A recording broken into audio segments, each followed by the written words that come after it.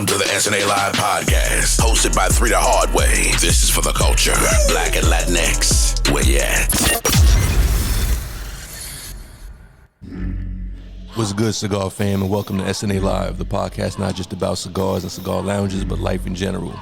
Because if you're smoking cigars with your peoples in a nice lounge and only talking about cigars, then you missed the whole motherfucking point. We're recording as always from Smoking Ashes Cigars and Haberdashery, the newest, hottest cigar lounge, not only in the Northeast, but I think I'm gonna say it, the whole fucking country. Let's be real. Why not? With me as always are my partners in crime, Malik and Ryan. Say what's up to the people. What's going on? What's going on? How you doing? What's going on, world? Blessed to be here, man. Blessed to fucking be here. Yes, sir. This is episode number 1 of season 2, entitled Black to the Future. But before we get into the explanation of the title of the episode, we have an announcement. We are officially a part of One Institution Media, and in addition to our usual platforms, you can now experience SNA Live on One Institution's media platform, www.oneinstitution.com, the newest, hottest digital destination for culture, content, and creativity. Now, let's get into the title, Black to the Future. Essentially, we are looking at and forecasting different areas, different topics of what we think is going to happen with different things going forward with this country. For instance, topic number 1, our forecast on education in this country. Topic number 2, our forecast on policing in this country. And we're going to add something different for this season. We're going to add what's called notable mention. So we're going to basically give a shout out to somebody we think is deserving in our notable mention segment. And also for this season, we got something new for you. We got some bonus coverage. So we're going to be calling it the last call, where we're going to give you an extra topic. Well, here we're going to talk about sports and what our thoughts are on sports going forward in this country. We're also going to have a new Billionaire Block Gem of the Week for you. And we got a new segment for you also called What You Rockin Wit, where me, Ryan, and Malik will let you know, what we're feeling, what we're into this particular week. And with that being said, as usual, cut your stick, light them up, and let's get it popping. Welcome to SNA Live, a podcast like no other. Featuring Three the Hard Way. You want it? You got it. Yes, we are back. Season 2, episode 1, Black to the Future. This is our little spin, our take on life after the pandemic. You heard our topics, you heard our segments. Now get ready to hear our words. Right now is the perfect time to grab your stick, grab your drink, grab your seat, and let's rock.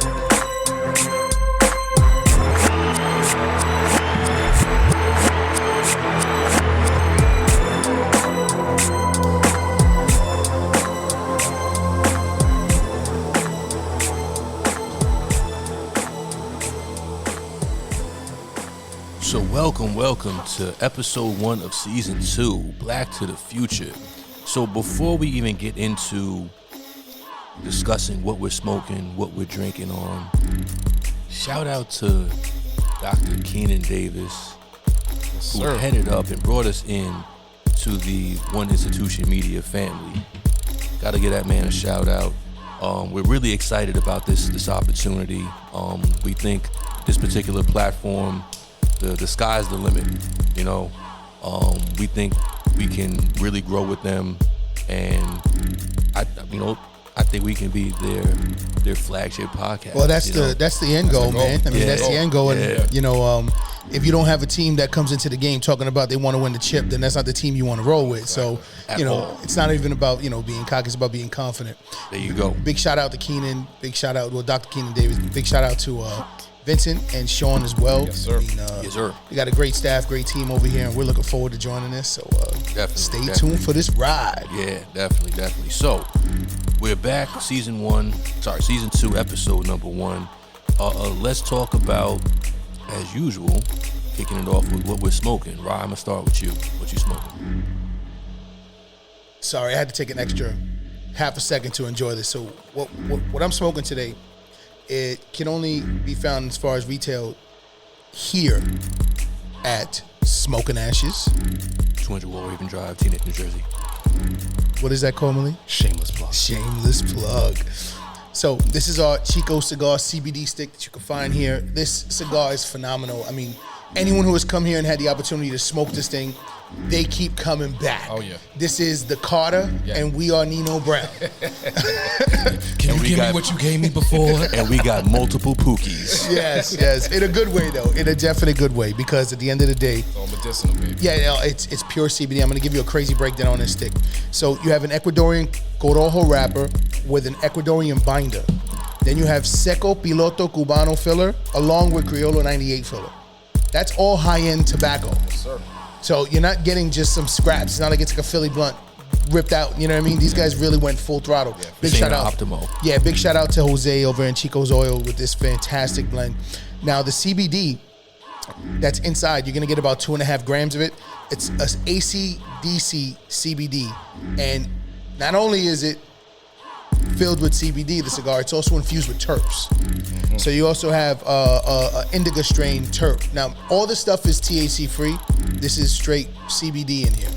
And So for those of you who have a job where you're gonna come up dirty, if you have any THC, you could smoke this and be confident. Yeah. You'll be good. Yeah, you would have to smoke like 100 of these to come up with any kind of something in your test. Yeah. You'll be good. Yeah. Now the main terps of this cigar are called Mycerne. Mycerne is found in mangoes and has been a proven aid in helping with PTSD. Really? Yeah. And one crazy stat, they've done their own research. 10 out of 12 veterans that they have had smoke this have fallen in direct love with it, and they have felt the medicinal benefits from the first time they smoked it. Wow. Okay. So, as we all know, we've all grown up in the hood, so we've all got our own PTSD. So if you ever wanna come down here and try out this amazing cigar, it'll help with a lot of things. It does exactly what a cigar is supposed to do, except it has that little kick, just because it has that from the CBD. You know what I mean? So big shout out Chico's Oil. You can find them here, Smoking Ashes, 200 Wall Raven Drive, Yes, sir. Teaneck, New Jersey. 07666. There we go. Shameless plug. Leak, let the people know what you're smoking. So I am smoking the Caminos El Retiro. Did I say that right? Retiro. I don't know how to roll mine. That's okay. Our boy Caesar. Caesar, what up? Big shout out to Caesar. See, it was good. Besides this being a really good cigar, it helps when the owner is a really cool fucking guy, man. It makes all the difference. Because if he was an ass, it would be like, you know what, your cigar is great, Exactly. but I can't really Don't deal come with you. around here no more. So, I mean, the first time I met him, man, like, Caesar's just so down to earth. He keeps it real. He'll let you know what it is. You know, he's very humble at the same time. Even though he has a great cigar, he's a real humble dude. So, just to break down the cigar, this has some rare tobacco. It's Dominican, based in DR. The wrapper is Negrito. The binder is Viso Criollo 98 and Ligero, with a little Ligero in there, so you can definitely get a little punch. Filler is a Havana Violeta and Arriba. And I've had this plenty of times, so again, it's probably one of my favorite cigars in there. It's as far as body, it's about a medium to full. Yeah, Strength, right. this definitely is a full strength. This you got to eat before you definitely smoke this, but very flavorful. You're gonna get all different types of nuances when you're smoking this, and definitely a good smoke. So shout out to Caesar. He just had a new blend that he just put together that he actually named after his children, and you can find that here in Smoking Ashes. Again, 200 Wall Raven Drive, Teaneck. So yeah, Caminos, baby. Caesar, what up? Conway, what are you smoking? So I'm gonna keep it in-house. So when we first opened, we had a multitude of customers fall in love with our house blend. So we figured, we definitely have to keep that as a staple, which we have. And in addition to that, we've doubled down, and now we not only have the house blends, but we have what's called the designer house blend, where we have the different designs on them. This particular one that I'm smoking right now, for those who are watching on video, it's the candlestick. Is that what it was called? Yeah, they call it the candlestick. Yeah. So Very intricate design on it. They used a Maduro wrapper with candela leaf wrapped around it with the design. It's a Nicaraguan puro, meaning binder, wrapper, filler, all Nicaraguan. And it's just as flavorful, just as smooth, just as quality of tobacco of our original house blend. And for those who were here early last year and fell in love with the house blend, you're gonna love this as well. Like with that same quality that you were used to with the house blend. That's another one that people are coming back for. Yeah, grabbing 5 or 6 at a time. Definitely. So, Leak, now that we've told the people what we're smoking, let's talk about what we're sipping on. So, definitely in honor of Black History Month, we definitely had to represent. So, we had to pull out the Uncle Nearest. This is the 1856. This is actually the 100 proof, so I will definitely be sipping this slow tonight. Yeah, by the way, you didn't give me that heads up before when I threw up. so just you know, before we started the show, I decided to throw back a little bit. You know what I mean? That's what we normally do. Yeah. But that's how we do. I didn't get no notification that be easy. It's the 100 proof. So I threw it back and I was like, wait a minute, what? That burn one, it's a smooth burn. Though. Smooth. That's when you pull the glass back and look at it like, wait a minute, something's different. Yeah, perfect. Something's different up in here. So if anybody doesn't know the Uncle Nearest story, this goes back to the Jack Daniels. Yeah, now this goes back. Just like a lot of things in history with our people, things were stolen. And a man by the name of Nearest Green was the actual original blender of Jack Daniels. So he never got credit for it until a couple of years ago. Some of his family members actually, I guess they took to court and just started threatening Jack Daniels, and they actually did the good thing that they should have done, and they gave him credit, and they actually came out with his own blend. So this is the Uncle Nearest whiskey. This is made in Lynchburg, Tennessee. The irony of that name is so every time I hear that real. name, and there's a Lynchburg, Virginia too. Like that name just makes me. For the simple fact that it hasn't even been changed. Yes, it's just very bothersome. So there's 2 Lynchburgs. I want to say there's still a Plantation, Florida. No, there is definitely Plantation, Florida. Plantation, that's by Fort Lauderdale. Yeah. And don't forget about Nigga Rock in Texas. That just hit me. That's Texas. They ain't changing. But like I think they did like 2 or 3 years ago. Mm-hmm. Yeah. But it was too recent. The fact that it was, matter of fact, I want to say we had a black president in the White House with that still existing. That's yeah. Welcome to America. Yeah, that's America. Exactly. So let's get into the first topic of the day. So once again, the name of this episode 1 of season 2, is Black to the Future. And we're kind of just giving you our take on what we see going forward in these particular topics. And the first one we want to tackle is education in this country. Now, education can take many forms, but we're talking about formal education, public schools, elementary, junior high school, college, grad school, however you slice it. Just the different forms of education that you can, formal education that you can get in this country. Charter schools, parochial schools, Catholic schools. And we're just going to just give a little, our 2 cents on what we see happening as we go forward as a nation, as Ryan said earlier, post-pandemic. And listen, guys, real quick, man. When you get to watch this on YouTube or any of the platforms, please feel free to chime in on the bottom. Hit us up with any kind of comments or any kind of, if you agree with us, you disagree with us, please, we want to hear the feedback. So definitely chime in, especially on the bottom of this YouTube page. Even if you want to tell us, you dudes are assholes. That's fine. But we like that, though. Yeah. I think I've been called an asshole more in my life than I haven't. So it's actually normal. You have to embrace your inner asshole. Absolutely. Embrace it. Absolutely, you have I've been called an asshole more than once in my life. That's what I'm saying. It is what it is. At first, I was like, word, I'm an asshole? Yeah. And then it became, word, I'm an asshole. I am an asshole. The contrary, I am. You're absolutely right. You are right. I am. Have fun with that. Yeah, but please chime in, man. Leave us with any kind of comments, and we'll definitely respond back. Yeah, for sure. So, I mean, I'll start on this. Okay. Education is something that's me now as a 41-year-old man. and just looking back and just me personally how I grew up and just what I had to go through as far as me specifically being an athlete growing up, I just saw the discrepancy in education at a young age. I saw it quick. And, you know, some people don't get it until they get older and, you know, they're like, wow, like what's going on here? But I saw it at a very young age. Just to give a little quick backstory. So, obviously grew up in Yonkers, Conway. Ravine Ave, what up? Ravine Ave, what's going on? YO. Trendle Park. Home of the Brave.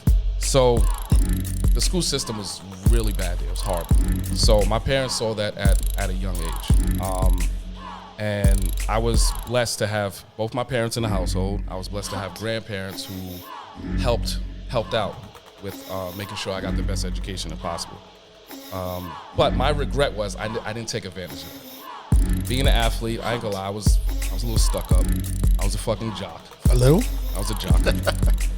You was definitely a jock. I was a jock. I didn't take advantage of it. Yo, you dudes, y'all thought I was bad. I was bad, but yo, y'all were assholes. But here's the thing, though. Like, as a person that played on the basketball team for high school, much like, it wasn't even like at the end of the day we were still kids. Yeah. And when a kid is only gonna do what the administration and the teachers allow them to get away with. Absolutely. Like I wouldn't even go to class half the time. Bro, trust me. And as long as like I was still on school campus and wasn't like just fucking up completely, they were like, all right, like he's not causing no trouble, let him rock. Like somebody's cutting. You know what I'm saying? So and it's I mean, to be honest, to the point where there was times I didn't even have to do my work. I know, bro. Like I said, but I mean, just going back, just to kind of go finish where I was going. That I used to have to wake up 5 o'clock in the morning just to go to school in 6th grade.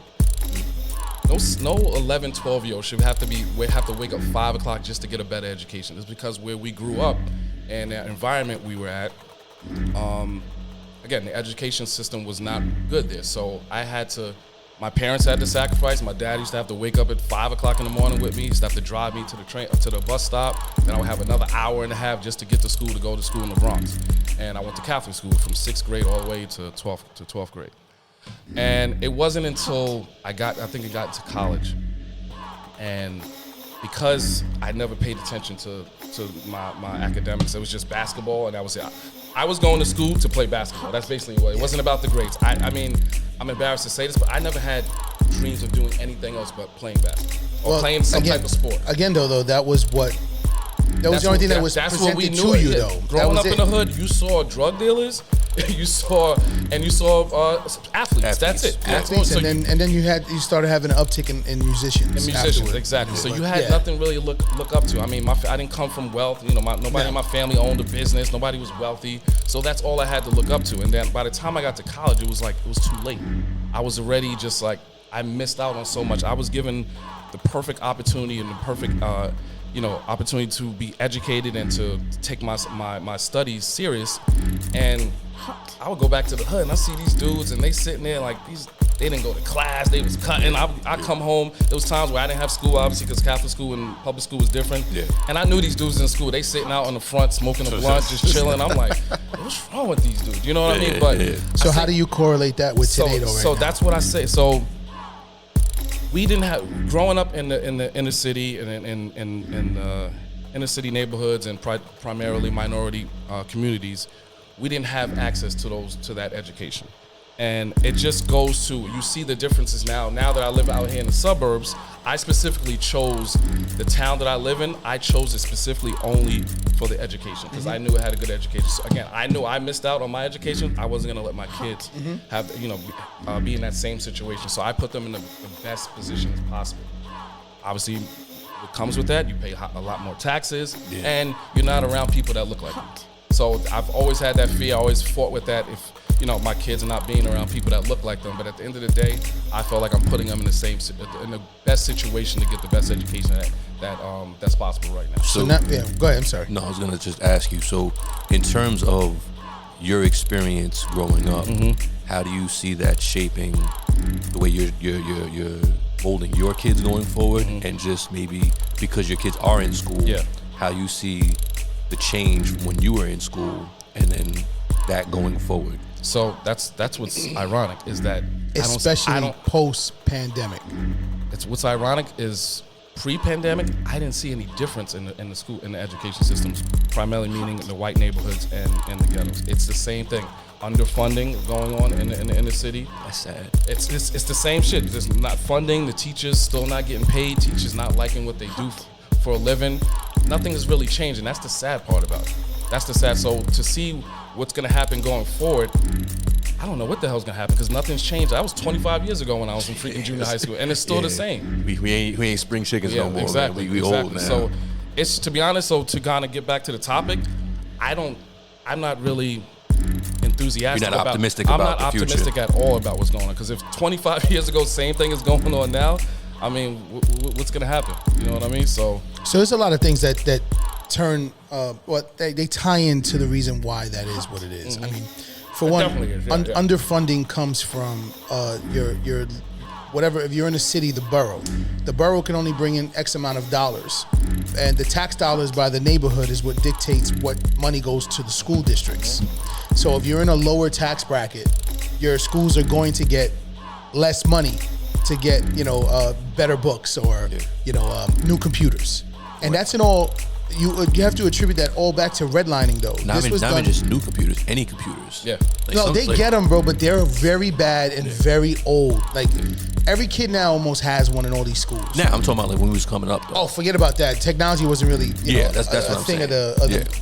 But redlining is a real reason. If you guys want to look into that, we won't harp too much into this topic. But redlining is a real thing, and that's what really started this process with certain demographics of certain areas not having and the others having. I mean, I saw a stat that neighborhood school districts, white school districts, have received over $23 billion more in funding than non-white districts. It all goes to redlining because, like I said, the money goes based off of the tax bracket that comes in. They want, if you have expensive houses, things of that nature, they hire tax brackets. The money goes to the system.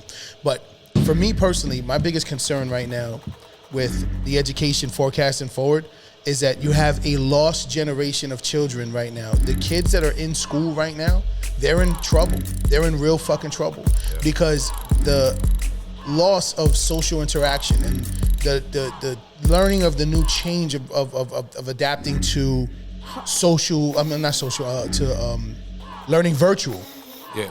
Like, this has been such I was gonna say a damnation, but it damn near is. Yeah. It really has set back so many children. And they were already behind the curve because I think social media has made them a little bit weird in terms of personal social interaction to begin with. As far as the social aspect goes, absolutely. And now they have none, especially, they're starting to integrate in schools again now. No, but I'm saying, like, if anything, they needed more. Absolutely. No, and now they had less because of this. Now, I would only say this, I'll be real with you, and you can go back to the stats and check this out for yourselves.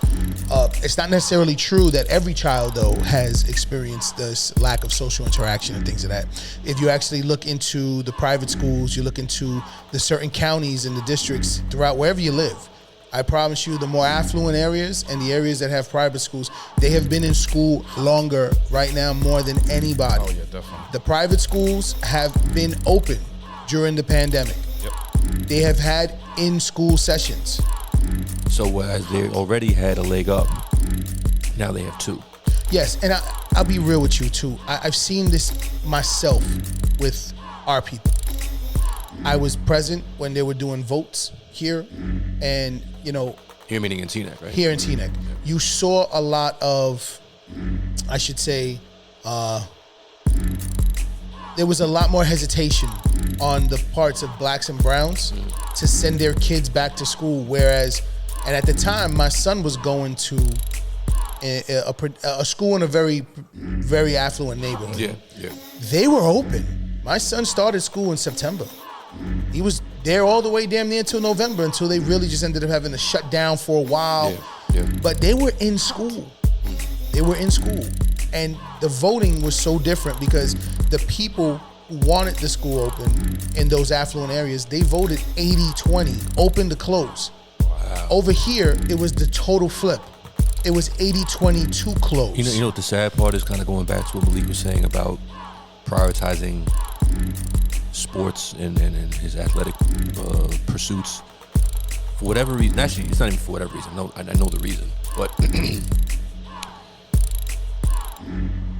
stereotypically, we don't value education as much. So when it came to these affluent people, them being posed the question, should we open the schools? Their thinking is, oh, my kid can't fall behind. I want him to be extremely competitive First thing that comes in to the mind. workforce. And if they're not in school, they're not learning, and then they're falling behind. So that's why you get a vote of 80% to 20%, because they're looking at it as a direct correlation to their kids' future success. Absolutely. Whereas we, unfortunately, and stereotypically, I'm not saying every single one of us, but No, because there was still 20%. yeah, are looking at more of like the now. You know what I'm saying? Like whereas they were looking at the bigger picture. Yeah, for sure. And I'll tell you something. You guys know I mentor children. We run the youth league here. I'm a coach.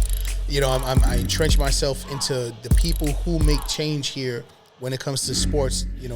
And I saw and I have seen with my own eyes that the people here, they were really frightened, and they didn't think twice about putting their kid back in school. It was more about them just being safe.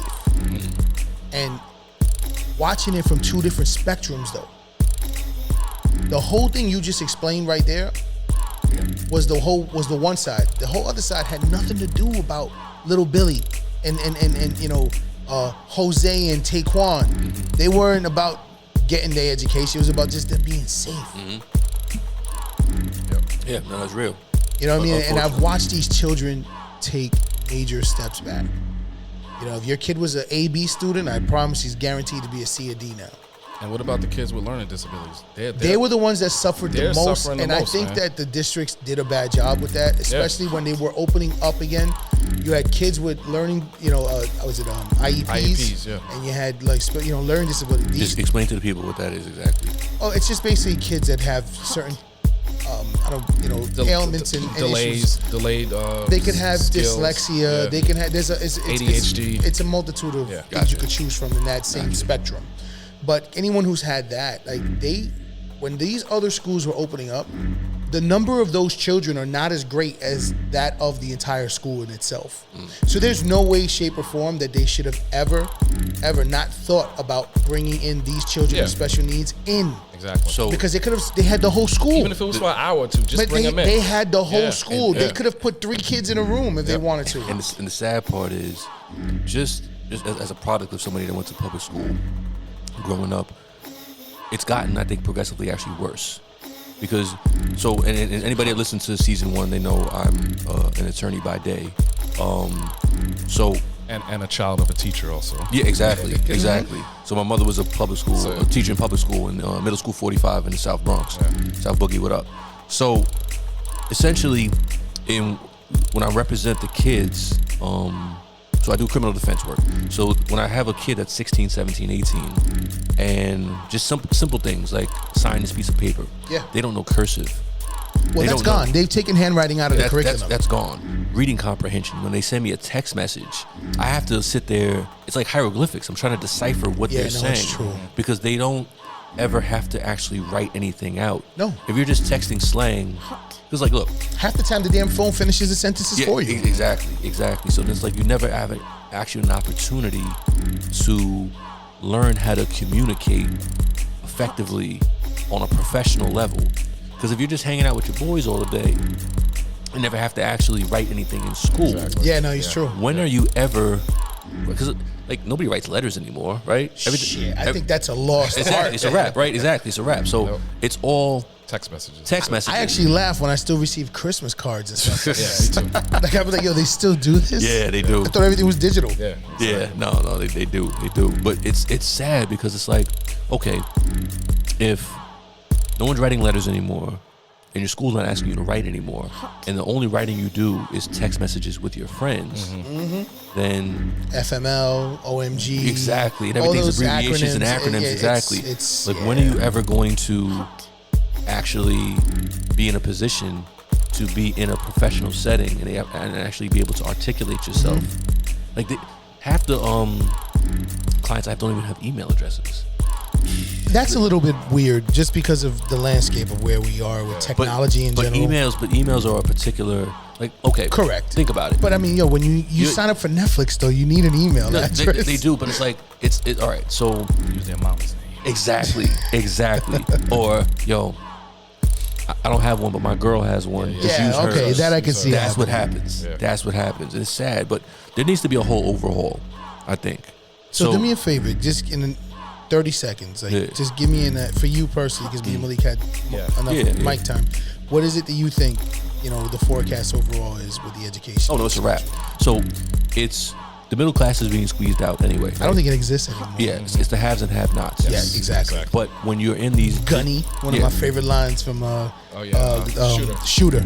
when you're in these environments and your school doesn't prepare you for the real life, now you're in a situation where you're going to be automatically a have-not because your school didn't prepare you.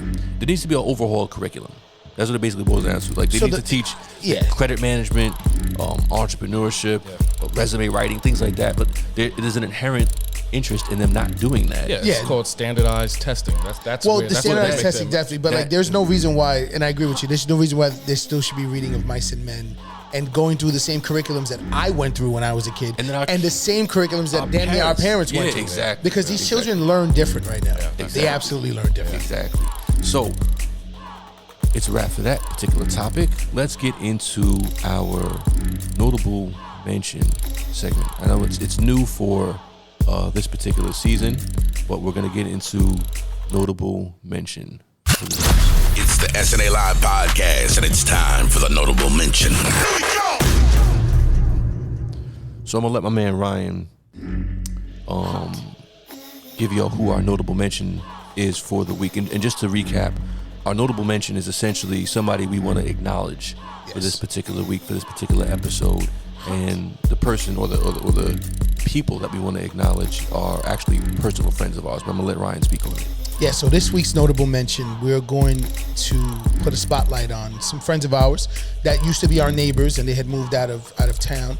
It's a local Black and Brown Latinx owned business, a restaurant at that, called Coffee and Cornbread. And Coffee and Cornbread specialized in vegan and regular meals. They had total organic meals. They found a way to uniquely blend grandma's kitchen with new age style of eating. Yes. And that was a beautiful way of them finding that fusion. So that was actually a perfectly described way of the way they mixed it. That describes it in a nutshell. Because you could feel the soul in it, but it was with clean, organic, and new different. I mean, it's like you can still go get your bacon, egg, and cheese, but it's just healthy now. Yeah, and they have chicken and waffles and stuff like that too. Their fish and grits. I'm a vegetarian for 3 years now, and I still remember the taste of their fish and grits and their chicken and waffles. So I mean, they've done a phenomenal job. They used to be located in Teaneck. Now you can find them in Montclair, and their address is 38 Upper Montclair Plaza in Montclair, New Jersey. Their telephone number is 201-862-0600, and their website is www.coffeeandcornbread.com. And you guys go in there. Let Monica and Monique know that Monica, what up? that Monique, the boys from Smoking Ashes sent you. Yes, they sir. will definitely take care of you guys. They literally do specialize in cornbread as well. And Crack. Anytime I'm at a restaurant and they offer a side of cornbread, it doesn't even matter what I'm eating. Facts, I do the It same doesn't thing. matter if the cornbred goes with the meal. Yeah, you can have a seafood pasta. I want the side of cornbread. And it's No, like, I it get doesn't it. really go together. I don't give a fuck about that. But cornbread. you guys had both given the reaction. Tell me, When it's warm, they heat it up too. Make sure you get it heated. Oh my gosh. Monica know how to do it. Monica take care of she takes care of that real well. But I mean, listen, guys. Again, it's a Black and Latinx owned business. And they've thrived. They've been on an American Express commercials. They have also NBC. And they've been on NBC. They have been around right now. If you look at their track record, they've gotten some notoriety, and it's definitely due. Their respect was due. Yeah, it's for a reason. Yeah. So if you guys in the area out in Jersey, or you want to plan a trip from anywhere in the tri-state, and you're just like you're a foodie and you want to hop around, go out and check Coffee and Cornbread in Montclair, New Jersey, and let them know that the boys from Smoking Ashes sent you, man. Black-owned business. Support Black-owned business. Absolutely. And I know it's like in style right now to support Black business or whatever. It is, but they're literally dope. But exactly, that's what I was gonna say. Like, it's not because it's just in style to support Black business. Like, the quality of their food is so on Absolutely. point. Yes. You were gonna go there and be thoroughly satisfied. Yes. Yeah, And think to no. yourself, when is the next time I have some free time to get down to Montclair to go over there again? Because the cornbread alone, You need to buy that, and at least buy half a dozen. Oh, yeah. Because it's gonna go down. that is an absolute. So let's get into our second topic of this episode. Our take on and our forecast on policing in this country. That one there, though, brother, man. It was a rough 2020. So in terms of Oh yeah. our people's interaction with the Well, you know what's with funny though, 5-0. bro? You know what is funny though? I will say this. It's not that it's different. It's that it's being recorded Yes. and televised. And because of technology, yes. we've been able to see more of the things that have been happening for decades. Yeah. You know, I could probably even go longer than that. I was gonna say centuries. Yeah, that's Yeah, centuries. I was really gonna. Yeah, it's centuries. It's almost disheartening because it's still till today. You still turn on your Instagram or whatever, and you see something new every day happening. Yeah. There's a huge disparity in this country between people of color and white folk, and in terms of how we get treated by the police. I mean, yeah, exactly. Yeah. Directly, how we get treated by the police. Listen, being a cop is not an easy job. My thing is this though, okay? at all. No, it's not. But you know, neither is being a lawyer, neither is being a surgeon. Neither. I mean, there's trades for everything. You go down a specific, career path. You have to bring everything to that every day. And I know it's hard because we're humans, and you have emotions. You have good days. You have bad days. But when you see the way some people handle their job, it's very clear. You know what I mean? That complacency is set in a little bit. And after a while, just like a great doctor, they don't become, John Martinez or Susan, whatever. They become numbers. It's just another person, another face, another number. It happens the same with being a cop. I mean, you have to get desensitized, and it happens. It does, but when you have it's almost like a setup, right? So hypothetically speaking, let's just take the South Bronx, right? So you have a neighborhood that is a particular type of neighborhood with a particular type of demographic. And then you have a police force who the majority of the police force not only is not from the Bronx, they're not even from They're not even from From the, the inner they're not city. even They're from not from New the York inner at city. all, Yeah, though. Like the cities, most of these people are exported. Suburbs.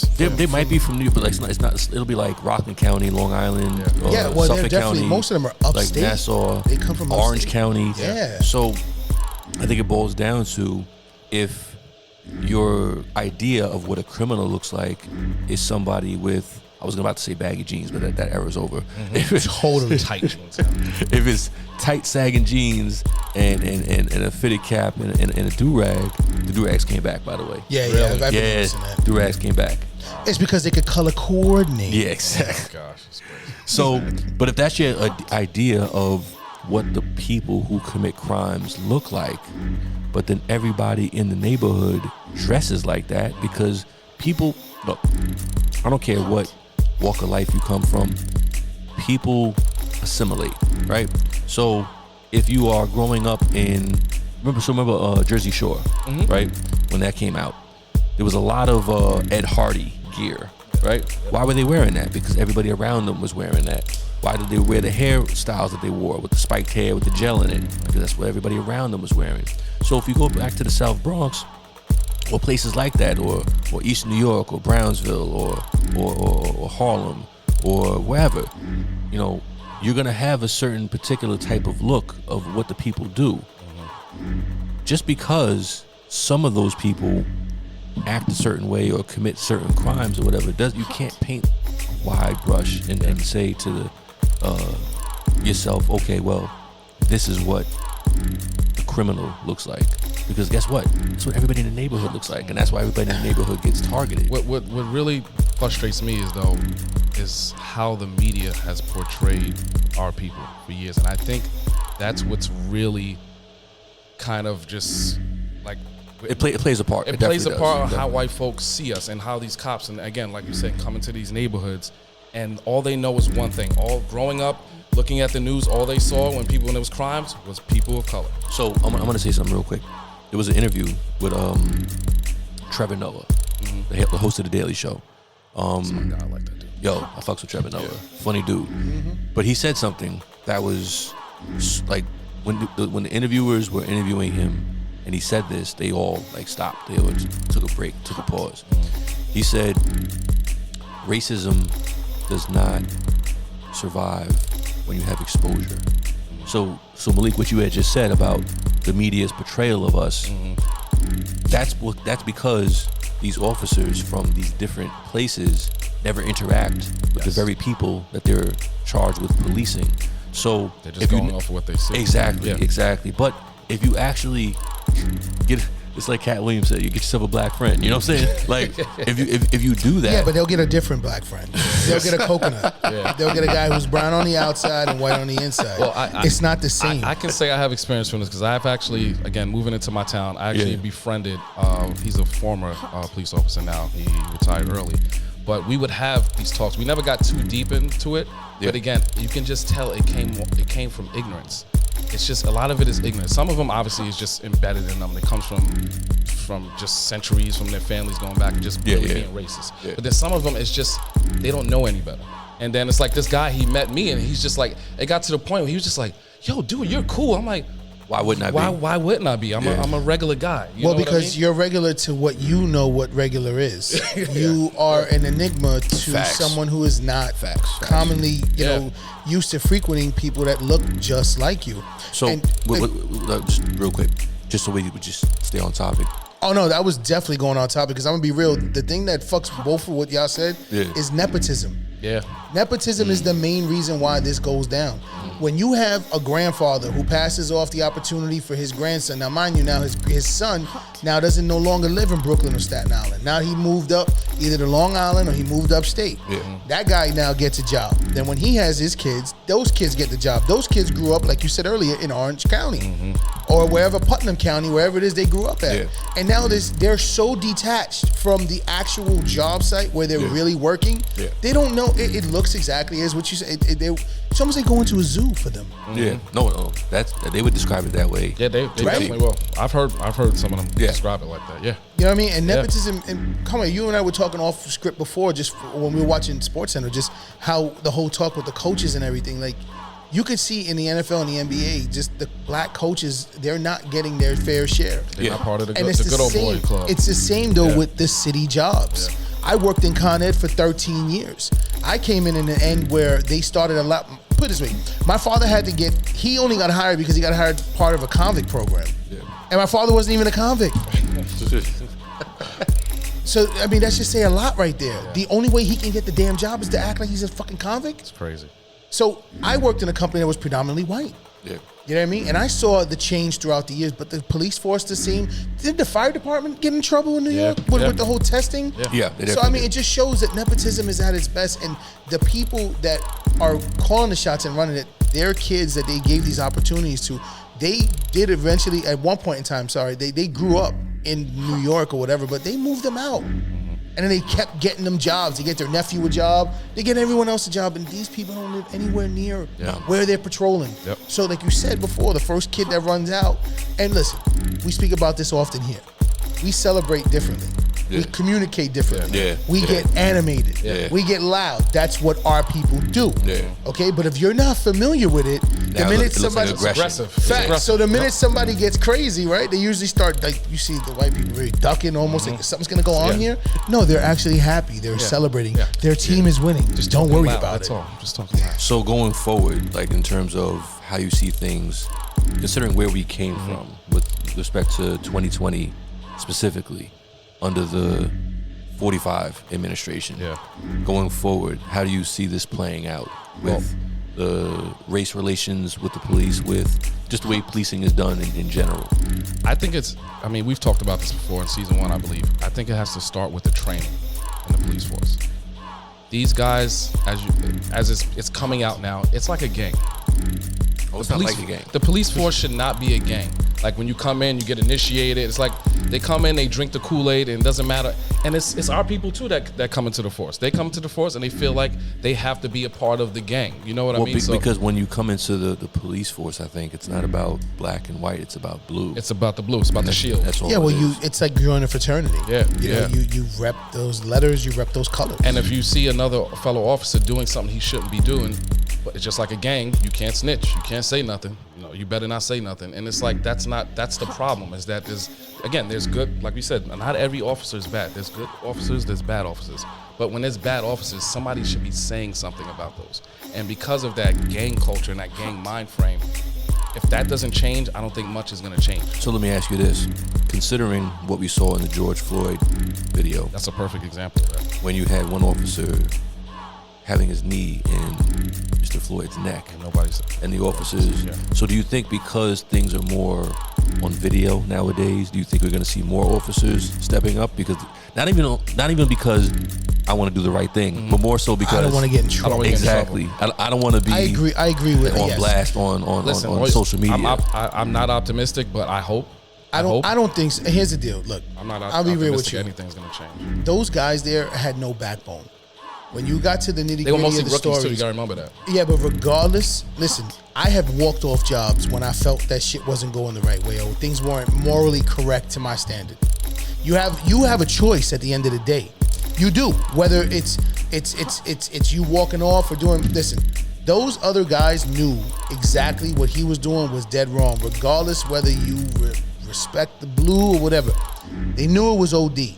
But they had no spine because that one dude that was doing the dirt, the main guy, he was the one that pumped fear throughout the other ones, plus his seniority scared the shit out of them. But none of those guys had a backbone to turn around and say, yo, dude, you're ODing. There's four of us. But you got to remember the culture. You just said it. The nepotism. They come from a family line. They snitch. Now, who would look? They're outcast to their family. They're an outcast to their family. But I think there's a difference between being snitching and actually. So peep this, right? That's how they see it. I feel. That's how they see it. How is all right? So realistically, like, you didn't follow the code. You didn't follow the code. You're the one never telling another brother. You never telling another. That's the point I'm trying to get to though. Yeah. Who's telling anything? If I'm out there with you and you're the one directly with your knee on this guy's neck, I'm pulling you off and I'm saying, yo, dude, you're ODing. We're good. There's four of us and there's one of him. There's no snitching involved there. There's no telling on you to any superior. It's me checking you at the scene, saying you're not doing something that's right. I'm just playing devil's advocate. Now you get back to the. But that's the ownership of that dude to have to deal with. You up, don't you ever fucking do that again? You know who I am. And then as a man or as a woman, that's when you're supposed to be able to stand your own ground, quote unquote, and fucking put them in check. But here's the thing though. If the worst thing that happens is your superior officer snatches you up and says, don't ever do that again. Somebody's still alive. Exactly. But then that goes up the chain and now that guy's overtime gets taken away and now he's not making as much. I agree. There's a whole thing that comes with and that. that's why I made it very clear before that you have to put your flag in the ground and make a stance. And the problem is everyone puts themselves before they put themselves in place of humanity. Yeah. They will not. Here's the deal. You really wouldn't care about the next person suffering as long as it wasn't your direct person. If you didn't know this person per se and they were suffering, your cares for them aren't as high as if it was your own kid or your own parent. That's a fact. And that's why just the name of the movement that's been so prevalent over the past few years, Black Lives Matter, is so important. Regardless of how you feel about the actual movement, just the statement of Black Lives Matter, it's like if you don't view the person that's about to die as a person, then 3/5 of a man. Yeah, so then why would you stick your neck out for that particular individual? Because it's like, well, they're not really people, like we're people. And that's the other thing too, man. Sad. Again, you got to remember too, we are not that far removed from the individuals that were around during slavery, and I mean the elders. But these are the ones that taught the guy who is a captain right now, for instance, at a precinct, who's in his late 60s. Odds are he was raised by his mother and his grandmother that definitely were around during the time when things were different. Yeah. Now, it's not saying that every captain or everybody is like that. I'm not saying that at all. I'm just trying to paint a picture that we're just not that far removed from that. We're not. It's really that close. No, it really, really is. It's maybe sad. by the time we're gone and our grandkids are around, you know what I mean? It might change a little bit, but now what I'm hoping is, because in addition to what we're talking about in terms of the race relations, there's also like the mental health aspect. I was glad you touched that. Yep. So what I'm hoping happens, because, and Ryan, you had mentioned it earlier that, you know, being a police officer is not an easy job. But what makes it harder is we're asking them to do things that they are not in any way, shape, or form qualified or trained to do. Correct. So they're supposed to roll up on a scene and diagnose the scene. Exactly. And play a psychiatrist, play this, play with... No. And that's where the problem is. They're not properly trained to deal with half of these calls that they get called out for. It's not even properly... Like, they shouldn't be properly trained. My point is, if you're having somebody who is having a mental health crisis, you're a police officer. Your job is to protect and serve, make sure you keep the peace. If somebody's having a psychological break, you're a cop. But you shouldn't even. My point is. No, I get exactly. I know exactly where you're going, and this is gonna actually jump in. Wouldn't it be smart though if they had an individual that worked on the force that went out for those calls? That's my point. You send them out with a force who's not a police officer. Correct. Much like how a negotiator or a negotiator. Exactly. So if somebody's shot, the cop's not going there by himself. He's bringing an EMT. Yes. Or like I said, if there's a crisis where there's a bank robbery and they have hostages, you send a negotiator. Exactly. You don't send in the SWAT right away. So if it's not a physical injury, but some type of mental injury or mental aspect of what's going on in terms of this person is having a psychological break, some type of mental health episode. So then why would you expect somebody who has a gun, a taser, and a baton that's taught to aim for the biggest area? Exactly. Like, why would you think that person is going to be able to rectify the situation? Yeah. So I think it's a little unfair to expect them to, because they're put in a position it's an impossibility. It's an impossible position to be in. So what I'm hoping, and I don't know if we're smart enough or introspective enough to do this, but what I'm hoping for the future of policing is we understand that we put way too much on their plate. In addition to facts, the whole racial aspect. No, it is true though. It's a lot that they have to go and deal with. How about instead of putting money into buying tanks, put money into training? Start from there. Yo, what the hell do you need tanks for in a small ass suburban town? So we have. They're ready for war. I was about to say, we have conflicts that are going on in Middle Eastern countries, Tehran and stuff, where motherfuckers have AK-47s. Okay, cool. But if you're in small town Middle America, the fuck do you need a tank for? Not even small town Middle America. I'll be real with you. I drive through Jersey. Yeah. There's parts out here that their police department displays that armored vehicle in front of their fucking. I've seen that before. So it's kind of like, hey, like tactical weapons. And all that shit. What are we doing? By the way, we could bust down that crib anytime we want. Exactly. Like tanks, bulletproof vests, AR-15s. Yeah. It's like, what are we doing? That money could be going to mental health issues. I think it's also about they should kind of what you're saying. Paying them more. How about you pay them a little bit more? Well, there's a lot of people that can get paid more too, and the thing is, and that is a problem with it as well, because at the end of the day, a lot of the cops, they do see, unfortunately, it as a dollar sign. So I don't make enough on my salary, but if I grab this guy in right now, talk about that. I can drag him in. We've had. I can get some paperwork done, and I can get 8 hours overtime for just filling out some paperwork with somebody that probably didn't need to be dragged in. Exactly. But you know what? It's my wife's anniversary. Christmas is coming up. My son's graduation. Or I'm trying to put my son through private school. Yeah. On top of that as well, so that he can have a better life. Correct. I don't want him to do what I'm doing. I'm doing. So there is a lot. Next 2 years. There's a lot tied into that whole dynamic, and it's sad. It's sad because at the end of the day, you're literally letting people choose yet again between bettering themselves or caring about somebody else. And they're 9 times out of 10, they're gonna choose themselves. And if that somebody else especially doesn't look like that. Oh, definitely. It's hands down. It makes guess it who's easier. losing out? Absolutely. I will say this real quick. I did see a video streaming probably about 2 weeks ago. It was a white cop and a white guy. And they were at an intersection, and obviously the white dude that was getting approached by the police officer, he wasn't in his right mind. Oh, I know what you're talking about. I saw this. I believe there was an African American guy doing the recording. Yes. And I say that because his southern accent was fucking. Shoot his ass. Shoot his fucking ass, goddammit. Fuck him. Shoot his ass. So here's the deal, though. He literally hit the fuck. He pulled out and swung at him. So the guy had a tree branch in his hand. All right. Yes. He's in his car with a tree branch. He got out the car. They were outside. They were outside. And this was a sheriff, I think. I think the dude was a sheriff. Yeah. The guy who did the shooting, you mean? Yeah. Yeah, I think he was. Yeah. It was in a town, so odds are he was a sheriff or something like that. The moral of the story is, the dude literally wigged out and he hit the cop with the branch. Yeah. More than once. But the cop unloaded the clip into homeboy's chest and his stomach. He shot him. Fuck. Okay. But he waited like 5 minutes before he shot him. That was, if that was the other way around. As soon as he picked up that branch, that dude would have been killed. But that's which is a valid point. I won't contest that at all. I guess to the point I'm just trying to make is just that going to what you just said before, Conway, it was very clear that this individual was not in his right mind. It was obvious. Did he deserve 6 shots in his fucking chest? You can't ask the guy who was recording. He had his own.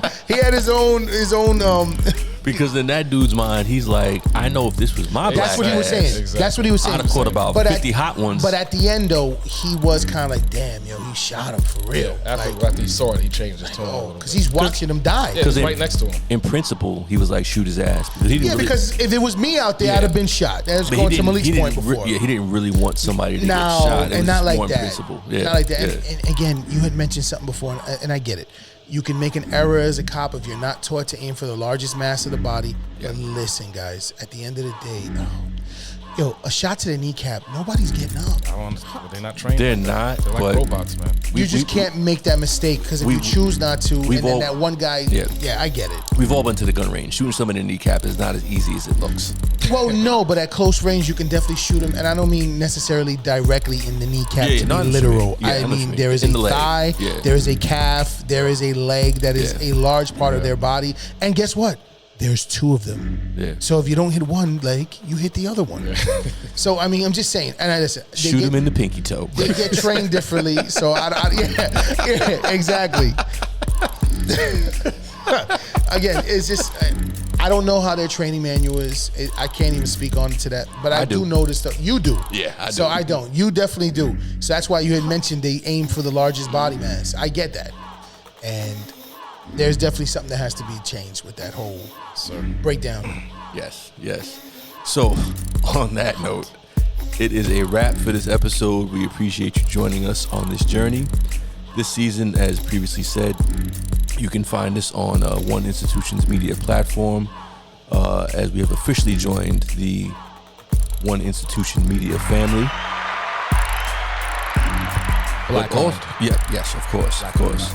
But you can also still hit us up on our social media pages, including Instagram at SNA Live Podcast for your questions, feedback, and like I said before, even if you want to tell us, you're assholes. You guys are assholes. You guys are dead wrong. I don't know what the fuck y'all talking about. That's cool. We don't care. Like, hit us up with whatever criticism, whatever feedback, even if it's constructive criticism. Yeah. Or if you agree with us and you're like, you know what? Everything you said, 100% facts. Yeah, no, it's absolutely. It's all good. And we're also on Instagram, Twitter, Facebook, Twitch, YouTube. Twitch now, yeah. So, I mean, we're on everything basically right now. Yeah, sir. Pretty much. And in the words of Shirley Chisholm, if they don't give you a seat at the table, bring a folding chair. We out. Peace.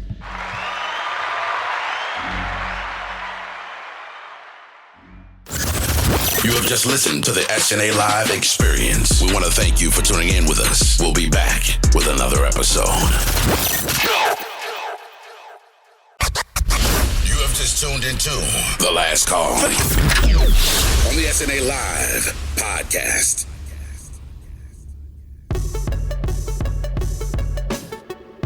And we're back for our bonus coverage. And as I said before in the intro, we are calling our bonus coverage The Last Call. So we're going to do an extra topic.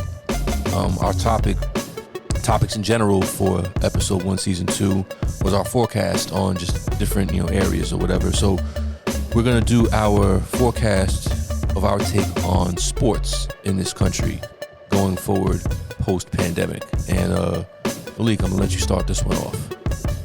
Hold on, Lee. Before you do that, man. By the way, if you are tuning into this segment of Last Call, thank you for tuning in. We appreciate you coming in for the bonus coverage. Definitely. And we promise to not let you guys down. So, Malik, where were you at, man? So, obviously a sports head.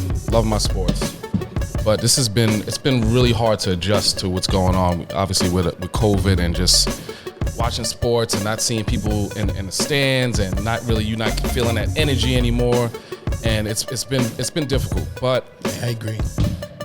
going forward, Actually, yeah, that's a good idea. Last call. Last call. Yeah, exactly. last call for alcohol.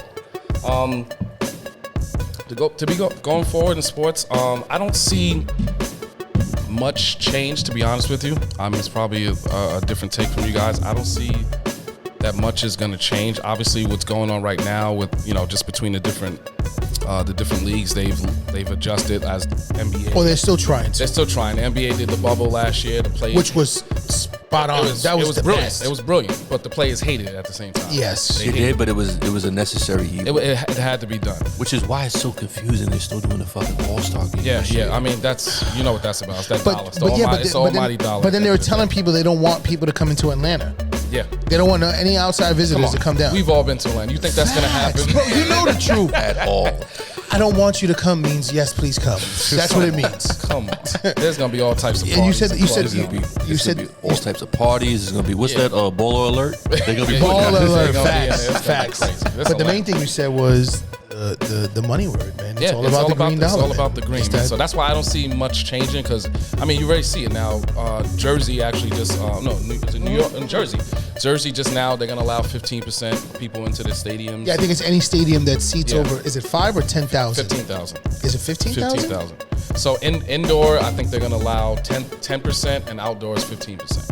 So this slowly going to start going, just going back to norm, not to actual normalcy yet. Yeah, we'll but never get there. Again, it's these. Imagine how much these billionaires, how much money they're losing. Again, they're billionaires. Who gives a fuck? The normal person doesn't really care, but they freaking care. These networks care. You know what I mean? So Well, it's all about the TV dollar. But the thing is that they still actually, I would actually like to see the books. Because I bet they made more money on TV dollar because everyone was home watching TV. Everybody's at home. Yeah. So everyone, the viewership was up, all the ratings were up. They had made more money probably doing that. shit, people like the Yankees and Dodgers who have their own freaking networks. They're freaking Absolutely. killing. They're Absolutely. killing. Absolutely. But then you gotta remember these small market teams. They're taking a hit. Yeah, but the big teams pay for them too, though. Yeah, and it's that's part what of they the don't realize. collective It's the collective bargaining bargaining agreement, agreement. exactly. So Yeah, I mean, listen, it's like I said, it sucks, but again, I'm just glad we still have our sport to have something to look at. Well, It's not the same. ecstatic, It's yeah. not the same, but at the end of the day, shit, NFL, at the end of the day, they're gonna do what they have to do to get their money. I was very impressed with the NFL, to be honest with you. Yeah, they you were are? the one I was more frightened about because listen, there's so many guys on a team though, one team. And they don't have the best reputation as far as like getting their shit together. So at the end of the day, I think it becomes a numbers game. Yeah. No, So definitely is. I mean, real talk. If you have a team of basketball players, NBA team, what do they carry on a roster? 16? 15. 15. 15. It's like 12 and 3, like 3 reserves, Yeah. basically. So Yeah. how many are on a football team? 52. And they upped it to COVID, so it was actually more like 70. They didn't have a lot of cases this year. which was That's my shocking. point. Yeah. That's my Yeah. point. That was Those kinda guys, but here's the reason why it worked in the NFL compared to the NBA and baseball. These guys had to play to get paid. Now, even though those other guys got paid as well too in the other sports, but most of their contract is guaranteed. Yeah. In football, the only guarantees you get is your signing bonus. So they have extra incentive to be safe. Correct. Yeah. Now, I was very impressed because, like you said, there was almost 70 players, and it was even more than that because they were able to reserve other guys on the side. So it was like almost like damn near like 80 something they were able to. They didn't travel with them, but they had a lot of guys. And that's not even including the coaches. Well, that's what I was and getting the to. Training Trainers. When you Staff, have doctors, all that. when you have the team equipment management managers, team. yeah. There's like 15 of those guys. Yeah. So like one team that moves, you're moving like 120 people at the end of the day, and we're going on planes from city to city. Yes, you we know are. what I mean? And, So are you optimistic as far as what's going to happen going forward? well, I will say this: I do feel the same way that I felt with the education system.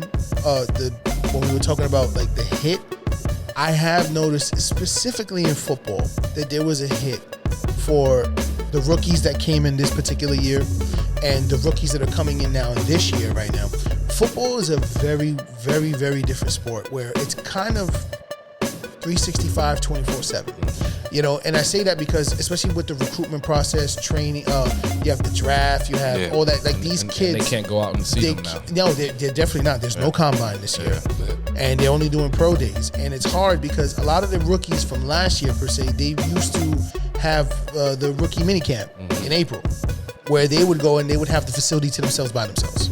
They don't have that anymore. So you saw a significant hit where you had these kids who got drafted this particular year. You watched them play on the field. They were either getting winded quick or they didn't have enough maturation, because it is a tremendous jump going from college to the pros. Yeah.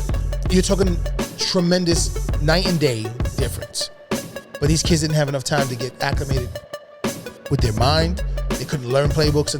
They did all their meetings virtually. Yeah. So they also suffered as well, just the same way the kids did. Yeah. So there was definitely a lag for the kids. And they're kids.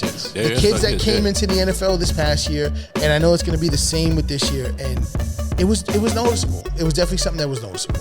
Let me ask you guys a question. Considering what happened in 2020 with all of the media hype surrounding the George Floyds, the Breonna Taylors and everything, and kind of giving more credit to what Colin Kaepernick was talking about in the first place. Going forward in sports, specifically because you mentioned the NFL, do you see the fan base saying to themselves, wow, you know what, now we're looking at this whole dynamic differently. We have a league of predominantly black players and ownership and executive positions being predominantly white. Do you see a change happening going forward where the NFL is a little bit more self-aware, where they're like, you know what, it's kind of an imbalance and it looks a little bad on our part, considering it looks, because you know how they refer to the NFL kind of sometimes as the plantation?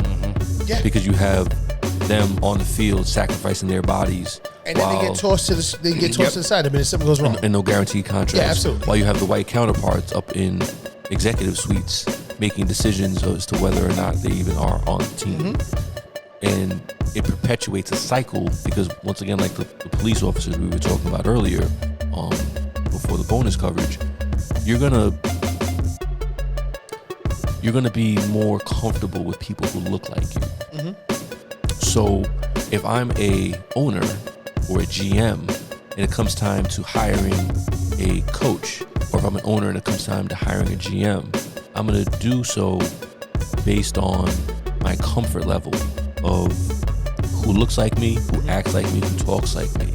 And it perpetuates the cycle over and over and over and over again of, all right, the players are black, but overwhelmingly ownership, GMs, coaches, coordinators have started, like the defensive and offensive coordinators have started. Coordinators, there's a lot. Yeah. If you actually look at the meat and potatoes of teams, like majority of position coaches and coordinators are usually people of color. But and I shouldn't say men and women now in the NFL especially. But that's what makes it crazier.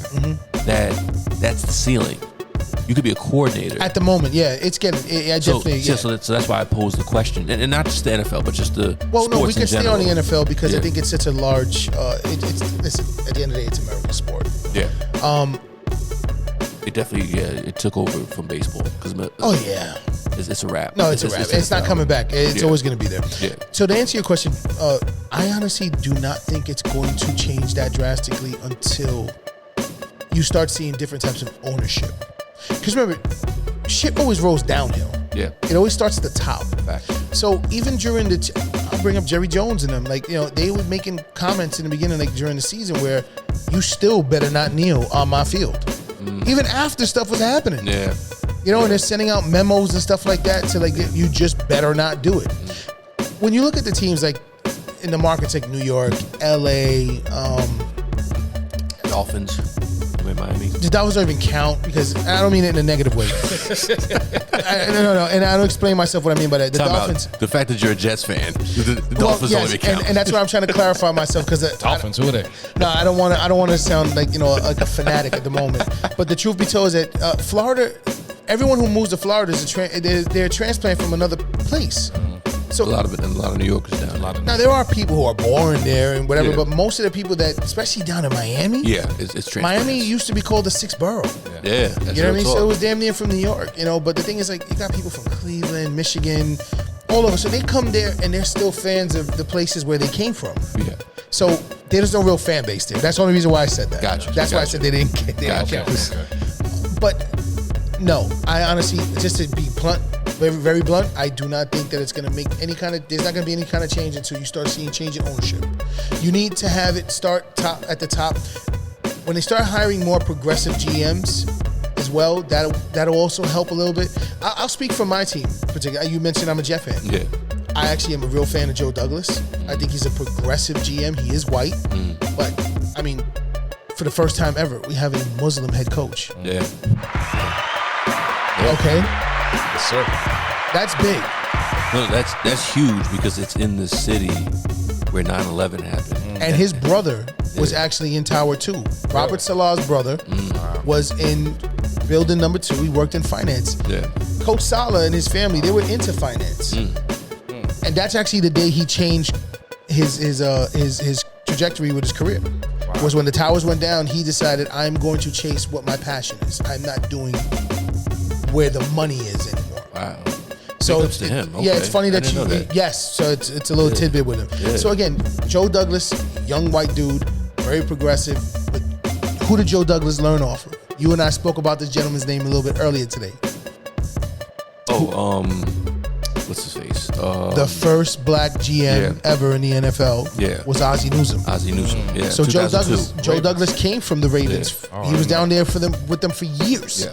He worked directly underneath Ozzie Newsome. So he got his tutelage from a black man. Let me ask you something though, and this is me coming more as a basketball and boxing fan. I'm a football fan too, but not as much as boxing and basketball. Correct me if I'm wrong. Don't the other remaining owners have to vote on allowing a new owner to come into the NFL? Yeah, that's correct. I think that actually works in any other sports. So I knew definitely for the NBA, but I wasn't sure about the NFL. Yeah, no, they all the same. In the baseball is too. So when you say more black ownership, I said progressive and aggressive. I don't necessarily mean it's gonna get to black ownership overnight. It's gonna have to start progressively changing. Meaning, newer owners. Because let's just be real. The financial backing of the majority of individuals that look like you and I are not in that position to make these types of purchases. These teams are billion-dollar teams. Yeah, no, they are. And at the end of the day, and that just goes to systemic racism. I mean, it's a whole other topic. Yeah, we'll run deep into that. Yeah. But there's not a lot of people who look like you and I that can walk in and say, hey, I have the means to make this We have purchase. to come in groups, like 10, 15 of us. Even if the big dogs. Yeah. Jay can't buy a team by himself. He needs like another 10 people to come. He can't. Yeah. He needs Puff. He needs 50. He needs shit. I think that's Dr. Dr. Dre. Basketball. I mean, and even outside of that, I mean, like let's find another That's gonna happen successful. soon. Robert Johnson. Exactly. We need more individuals like that to be able to put that together. That's gonna happen And soon. it might, but the problem is at the end of the day, there's going to be 15 voices though, and you still always need it to kind of be one or two. So when Derek Jeter bought the not the Mariners, the Marlins. The Marlins, thank you. He didn't buy them outright. He bought into them. Exactly, like it was a team. Yeah, he had a group. Yeah, I want to say it's usually a group because It's always a group. Magic Johnson, same thing with the Dodgers. It's always a group. There's a group. It's a group when it comes to minorities. Yes.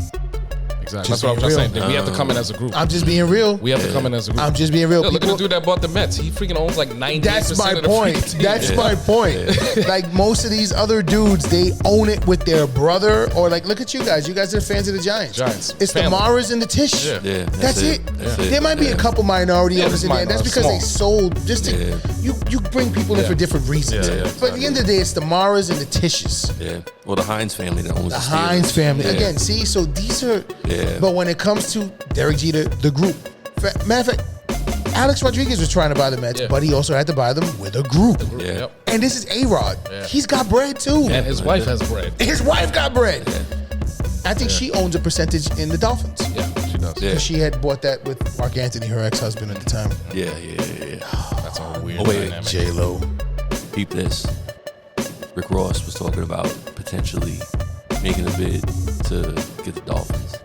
Now you want to talk about ownership not signing off on a fucking... That'll never happen.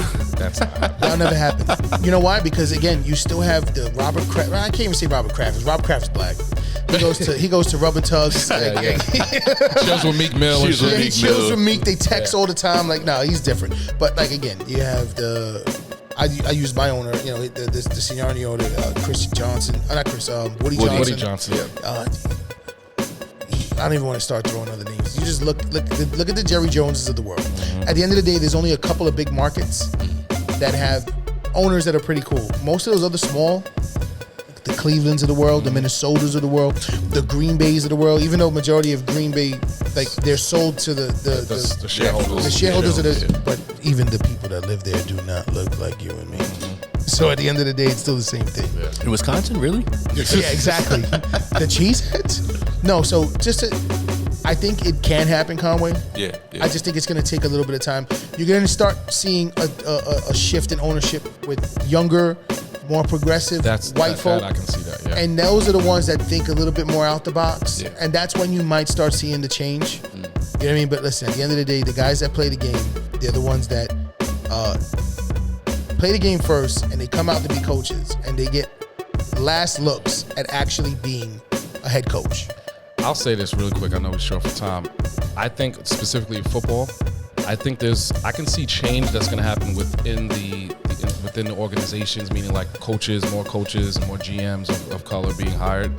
But let's look at the Super Bowl numbers, fellas. This shit went down dramatically this year. So when it comes to the fans, and after 4 years of 45, they're gonna start losing some fans. And I think the Super Bowl numbers kind of. I don't even know what were the numbers. They were down like almost 5 million viewers from the last 3 or 4 years. On average, it was down almost 4 or 5 million viewers. Well, I think the pandemic played a big role in that, though. But everybody's home. No, but here's the thing, though. And what else is there to fucking watch? They are home, but they also said the Weeknd kind of ruined it because nobody knew who the Weeknd was. Well, the truth is too behind that, though. Usually, it's a group thing that gets done in a large setting. Yeah, the Super Bowl isn't a game; it's an event. Yeah. But it was. Going years back, it was always that event of the year. Everyone watched. People who even watch football watch Super Bowl. No, but that's the point, though. Yeah. The people who went to those events, they went for the booze and the food and the atmosphere. They didn't really go for the game. But what about the viewing, though? People still had party, or maybe that's the thing. That's the thing. There's none of those parties. You can't come together. And then I would only That's true. I'd attribute a third of that to that, and then another third of that was to a lot of the individuals that were on the side of 45 that weren't for these players still being allowed to take knees, and then you also had another third of people of color like us that didn't even want to watch the NFL because of the whole Kaepernick thing. So yeah, I'm not gonna front. That makes it up. You stopped watching. I watched it this year, but the year before. No, last year you did it. This year you did. You had no choice. It's part of what we do. But no, I remember last year you had a stance on it. I was like, fuck them, man. Because I was tight. I think we watched one game last year together. It was when we were building this place. We watched the Jet-Giant game here. Yeah. Yes. And that was the only game That was the only one. Yeah, I remember that. Yep. But I mean, until there's a progressive change in ownership, and listen, the NBA's going through it right now. We were just watching how they just fired another black coach today from was it Minnesota? So I mean, no, he wasn't black. The assistant coach was black, and instead of elevating him, they went outside the organization and hired a white dude that was friends with the GM. And usually that does not happen ever. That's crazy. That never happens. But that's blatant. But once again, friends with the GM. Yeah. You're going to hire people that you are familiar with, that you're comfortable with. And not to say that it's exclusive to only white people. Everybody does it. But the problem is that when you have a majority of the people that look a particular way, it just perpetuates the same cycle over and over and over again, and we never get that opportunity to shine. Because best believe, Phil Jackson, who's touted as one of like the most ingenious coaches of all time, went up against Doc Rivers when it was the Lakers versus the Celtics. I remember that. Doc Rivers coached circles around Phil Jackson to just show, just because we are athletic and we thrive on the floor, doesn't mean we can't thrive from a strategic standpoint on the sideline and coach the same players that we played with when we were players. Doc Rivers, Mark absolutely. Jackson, the Monty Williams. Well, Mark Jackson messed himself up. Well, that was a whole nother situation. Nate McMillan, he still hasn't gotten a job. Wasn't he a coach there before? Yes, and he got fired. Yeah. They weren't even doing bad when he got fired. He hasn't gotten. But remember, chance. man, you know what's funny with basketball too, though? The one thing I will say this is basketball, the leash for success. Oh yeah, short. Is very short. Especially if you're black. Yeah. Especially if you're fucking of color. Yeah. Absolutely. Yeah. If you're a man of you went on a 4-game losing streak? Oh no, you're on the hot seat. Yeah. Like, my man, we're like fucking 20-4. We just lost the last 4. You're on the hot seat already? And that brings us to our segment for our last call portion of the overtime, or as you say, the bonus coverage, the Billionaire Block Gem of the Week. Let's get down to it. This is the SNA Live Podcast, hosted by Three the Hard Way. And this is Billionaire Blocks. Give us your take on books, business tips, financial, music, whatever you like. Billionaire Blocks, inside the SNA Live Podcast. So we did this in season 1 on Billionaire Block Gem of the Week, where we just give like a little tidbit of business insight. So myself, Malik Ryan, we are avid business book readers. And one of my favorite business books of all time, and I've probably read this book now going on, I think 3 times now. Wow. So there was an attorney, he's now passed on, named Reginald Lewis. He was a dude out of Baltimore. Malik, like you, he played sports in college. He was a football player. But in addition to that, an excellent student, and went on to go to Harvard Law School, became an attorney, did corporate law, and much like me, went from being an attorney and now using that knowledge of what he had as an attorney and parlayed that into business success and wanting to be an entrepreneur. So he wrote a book entitled "Why Should White Guys Have All the Fun?" I love that title. You ain't lying.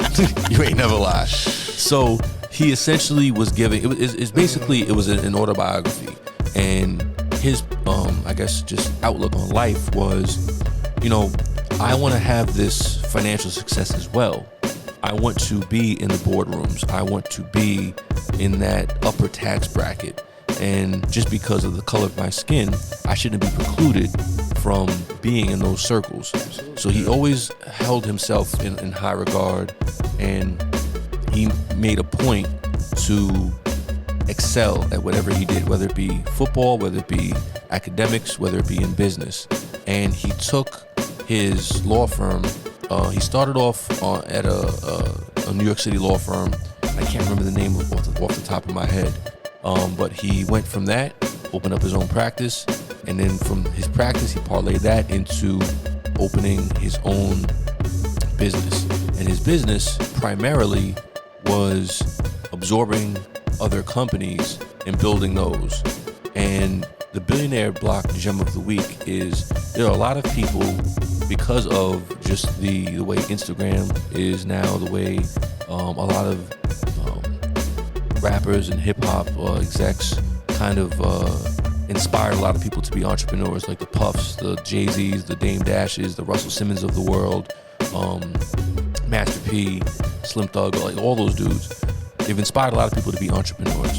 And a lot of people think in order to be successful, you have to start your own company and build it from scratch. And that's one way to do it.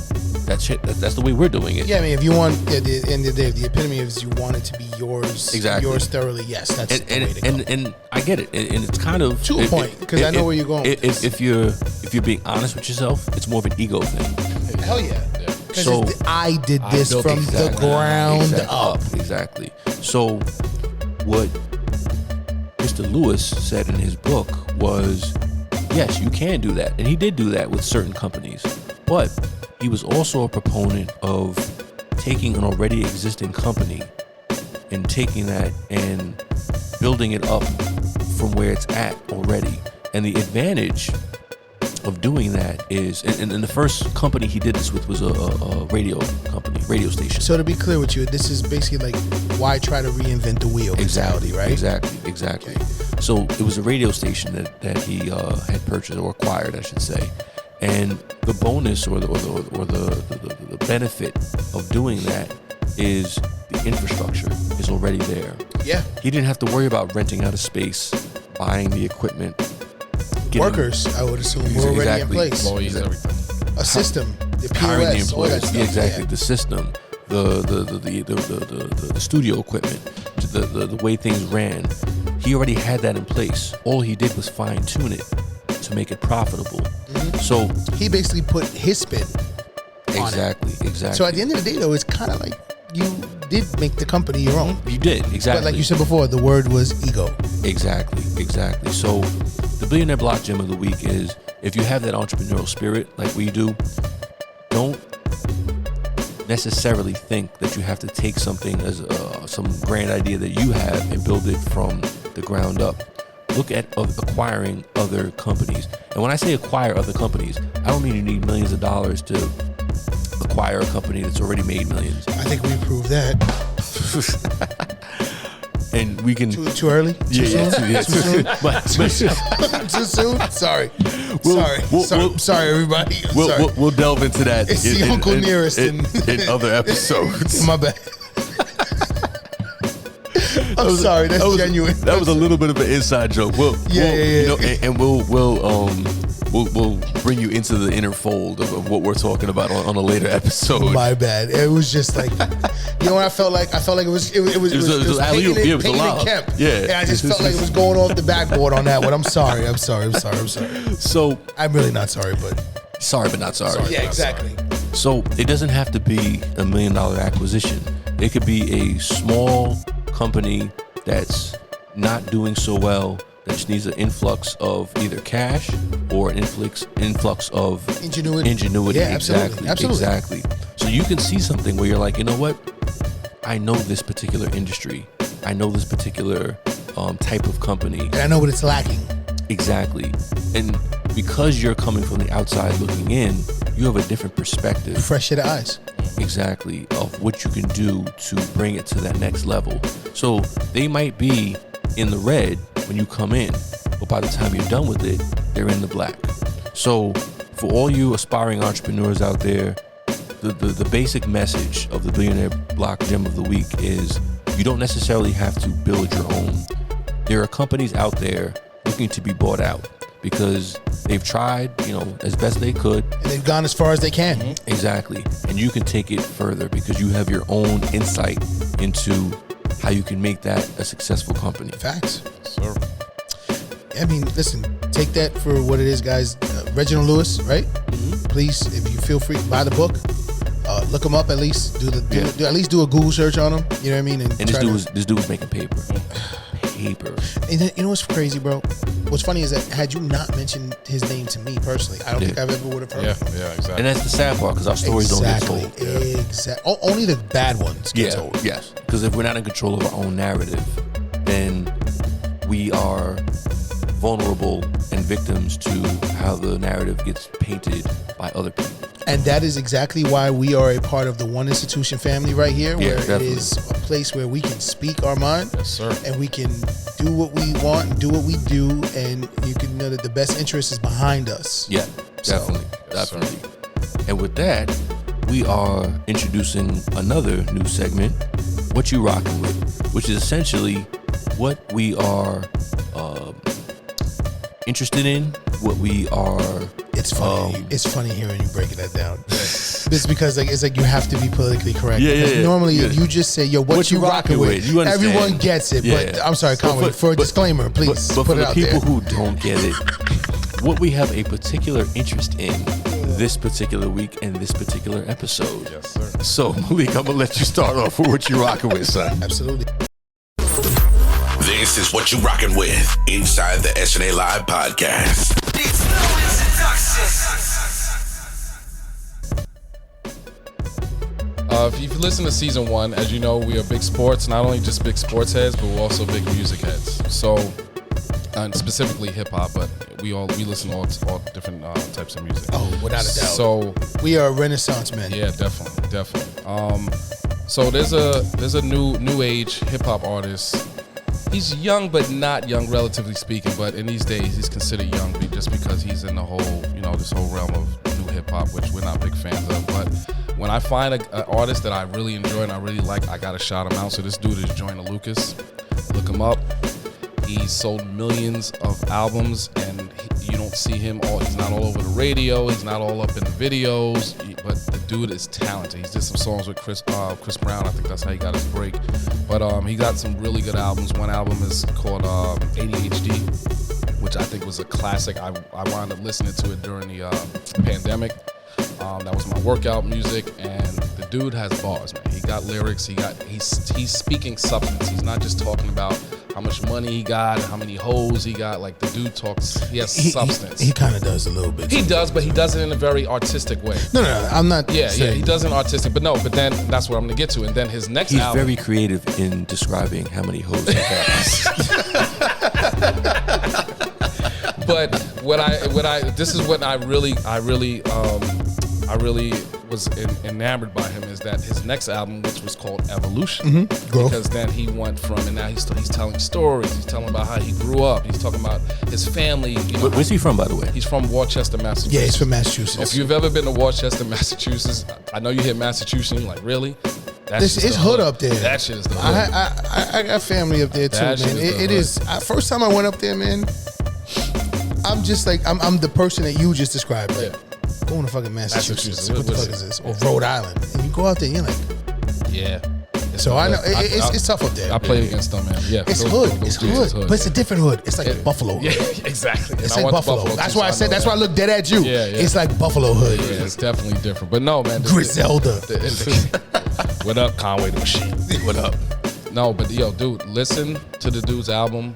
You definitely could be inspired and just know that hip hop is not gonna die when you got artists like this. No, I totally agree. I will touch on one thing. I know it's your segment. You're part of the segment. I'm done. No, but I'm still touching on Joyner Lucas. The one song that drew a lot of notoriety to him. Will? No, because that's more new age. Okay. Remember, I told you my son was the one that put me on to Joyner Lucas like 4 years ago. Okay. That album that came out, the ADHD one, that one was actually done or was supposed to come out for years. Oh yeah. If you listen to the album, actually he has segments with like Chris Rock and them saying like, what's going on? What's going on with this album? This album took like 5 years to come out. Like they make jokes about it. Yeah. But the one song that Joyner Lucas came out with that drew a lot of attention, if you haven't heard it before, it's called "I'm Not Racist." And his song was actually a two-sided coin. The video shows a fat white dude, and it was a black kid with dreads and everything. The stereotypical look of both races. Yeah.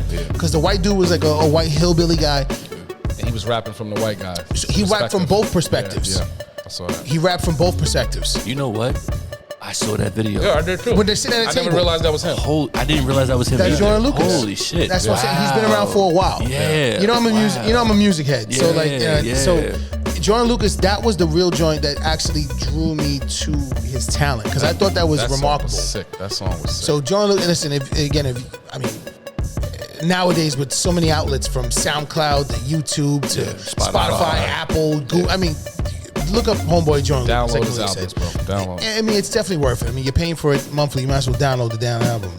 What you got, Rob? What you rocking with, baby? All right, what I'm rocking with is just you learning how to diversify your portfolio. Exactly. At the end of the day, what was the word you used, Malik? Bonds. Oh, Just no, my Dave bad. Dave Chappelle. My bad. Yeah, I thought I heard something totally different. I thought Diversify your bonds. I thought I heard diversify your thoughts. That's why I was like, wait a minute. That's why I completely. That's another episode. yeah, that's actually coming up soon. Soon come. No, my bad. I just thought so. Yeah, listen, I will never ever be the person to sit here and like drop like what you should invest in, like buy this particular stock. I am not a master. I'm a jack of all trades, master of none. But you should learn and figure out different ways to, find different ways to invest your money. Yes. And nowadays, there's so many opportunities. I just got put on recently to this company, and there's multiple companies like this, but there's one particular company is called Rally. It's an app, right? Did you know that you can put money into like the original Babe Ruth rookie card? the original Michael Jordan rookie cards. You can actually buy what's called like these digital shares in these particular items, and they grow over time. Yeah, they do. Wow. So you can actually buy into these items, and it'll help you, grow your money. Like memorabilia, basically. Facts, exactly. It's literally all memorabilia on that particular one. That's kind of cool. Okay. I thought so too. Yeah. And I know you were a big collector as a kid. Yeah, so just seeing that whole thing, it's like, oh shit, like you can actually buy, like I said, Michael Jordan's rookie card. You can buy into it. So yeah, that's one way, but there's all these other opportunities. And I'll even drop one that's very simplistic. People don't realize how much you use your debit cards almost for everything nowadays. Yeah. So, there's a particular app, and you've probably seen a commercial for it. It's called Acorns. Acorns one that basically, if you spend $1.12, the remaining, 82 cents? Oh, no, 88 cents. Yeah. That would actually be considered a roundup. This app will snatch that 88 cents to round it up to $2. Yeah. It'll snatch the 88 cents and it'll start investing it automatically into a fund for you. So money that you don't really see, that you don't touch, really, because who really counts coins anymore? Yeah. Nobody really Nobody. does. Yeah, but it adds up over time. It does add up over time, especially if you use your card for everything. You go to Dunkin' Donuts, you go to the supermarket, you made a transactional payment online to pay your bill, whatever it was. There's always going to be a roundup. Nothing is at a flat number. Bought some bullshit on Amazon. Facts. Bought a bunch of bullshit on Amazon. Yeah. That's usually how shit works. But again, there's apps like that. Just give yourself a fighting chance to save some money. Us as a people, we weren't really blessed with, and if you were, God bless your parents for having a foresight for it, man, because that means they really went through some shit to get that information. And I mean that in the most sincerity, because my father, and I'll run through this quick. When he worked in Con Ed, he worked with a lot of predominantly white dudes. During the time in the late 80s, early 90s, before the stock boom, where a lot of those guys took their bread because they also had information from the inside. They knew to invest because they had cousins and other guys that were in finance that told them, hey, listen, take that overtime money and dump it into this. I promise you in 5 years, you're going to thank yourself, you're going to retire. But those guys didn't share that information with our guys. No. That's not how it works. So, if you did have parents that had some that knowledge, God bless you for that, man, because that's an amazing thing. But if you didn't, there's a great time to start trying to diversify your earnings. Take your earnings, make your money, make money for you. If you're not going to go out and be an entrepreneur, there's still many ways for you to find ways to be successful and build long-term freedom. Because that's what it is. It's freedom. So you can get into crypto. You can get into simple apps like I said, Rally and Acorns. Very simple. Not going to dive deep. But just listen, there's so many tools at your disposal by your fingertips. Take advantage of it. Because if you don't, you're doing a disservice to you and your family. So Conway, tell me, what do you got? What are you rocking with? So I saw this movie about a week ago, and I have very, very sparse free time to watch movies nowadays. But when I do have the time, I always try to watch a movie with substance that's gonna resonate. Yeah, I get you. And Ryan, I think you had mentioned this movie a few months back, but I, once again, didn't have time to watch it up until literally a week ago. Antebellum. Yes. Holy shit. Talk about a brain fuck, huh? So, if you were a fan of the movie Get Out by Jordan Peele, you're going to love Antebellum.